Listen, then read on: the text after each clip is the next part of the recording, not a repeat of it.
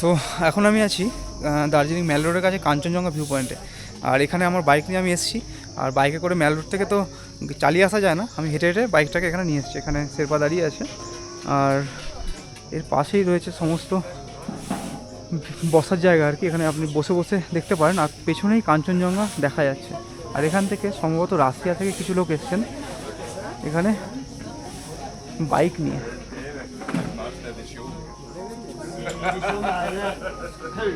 এই যে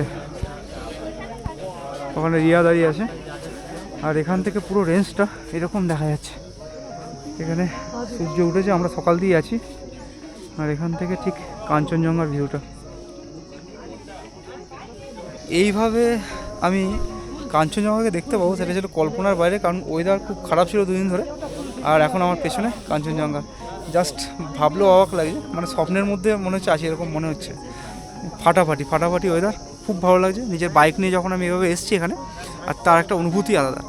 তো সেই ফিলিংসটা নিয়ে কাঞ্চনজঙ্ঘাকে এভাবে দেখলাম, দিয়ে এখান থেকে আমাদের নেক্সট যে ভিউ পয়েন্ট আছে সেখানে আমরা যাব। দিয়ে আস্তে আস্তে আমরা যে সমস্ত ভিউ পয়েন্টগুলো সিলেক্ট করেছি আজকের জন্য, সেগুলো আমি ওখানে ভিজিট করার পর আবার আমরা কালকের জন্য রেডি হব। তো পুরো ভিডিওটা দেখার জন্য আমি কমেন্ট সেকশনে আমার ইউটিউব চ্যানেলের লিঙ্কটা দিয়ে রাখলাম, তোমরা একবার দেখে নিও। আর এখানে তোমাদের একবার দেখাই যে কাঞ্চনজঙ্ঘার ভিউটা এখান থেকে।